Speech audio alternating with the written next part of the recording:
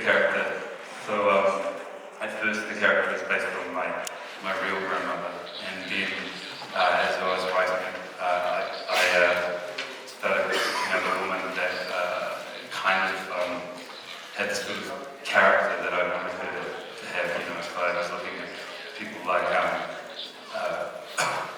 Martha Gellhorn, a famous war journalist, and then I sort of started to think about who would be the right person to inhabit that, and it was Charlotte, and we made an approach, and then it sort of,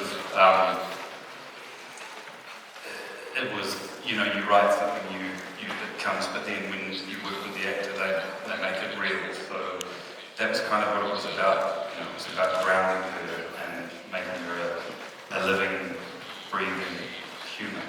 And I suppose that's what we really did. So it starts from a real place, and then you create something that fits into a film that isn't a real story. And then it becomes, I don't know, you take it over and you become her, and she's you, and that's how it works. And it's an amazing thing because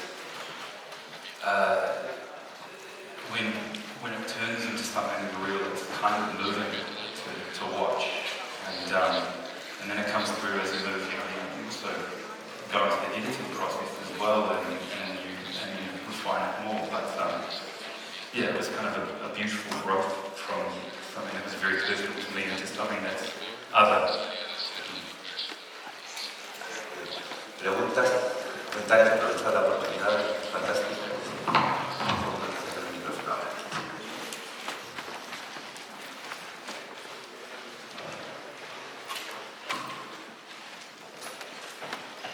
Sí.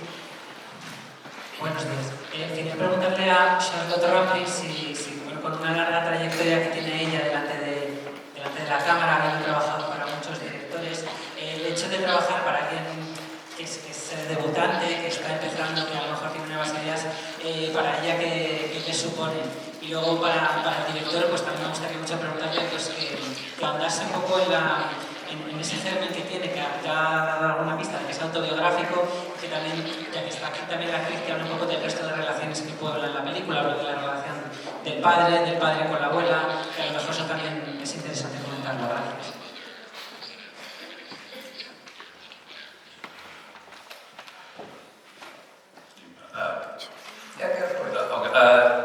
Well, it's true in the sense that I had never really met my grandmother.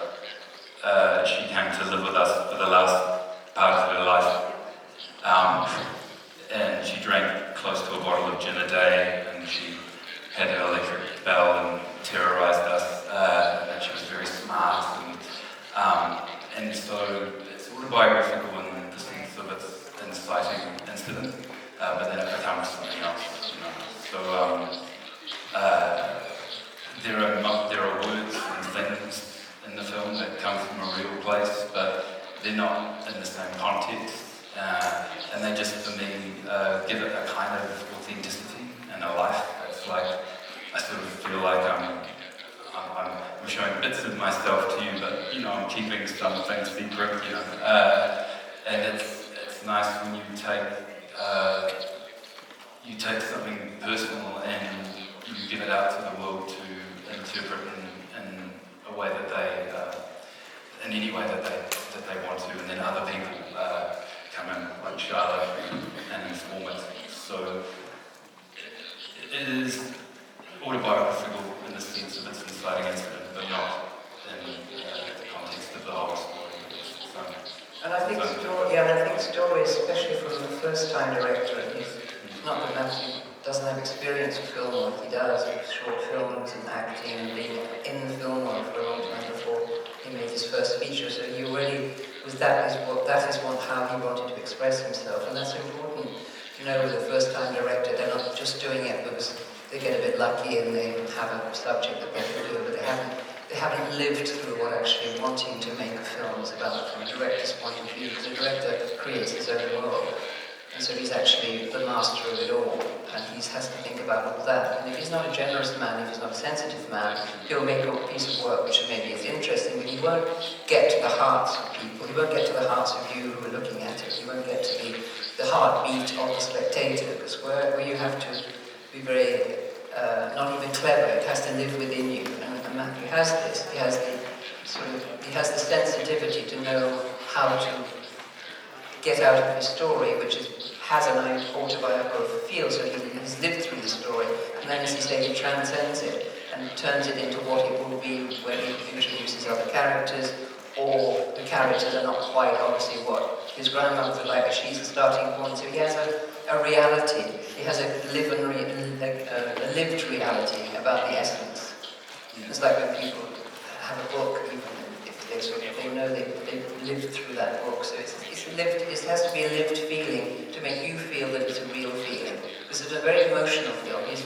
What I like about Matthew's directing, which I didn't know until I did in the film, it's very minimalist. It's very, very quiet. It's quite a lot, almost in whispers, and you think that you're being pulled into a very powerful feeling, and you just want to follow the film. You probably know what the end will be, but it doesn't matter. You're pulled into the emotion of these people actually going towards what you know is going to happen. And that's very powerful for filmmaking to me. So it's not the fact that the person is inexperienced. I didn't find Matthew, with our 3 days of long talks, inexperienced.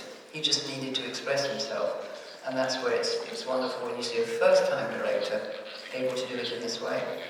So, yeah, it was all there before we did, you know.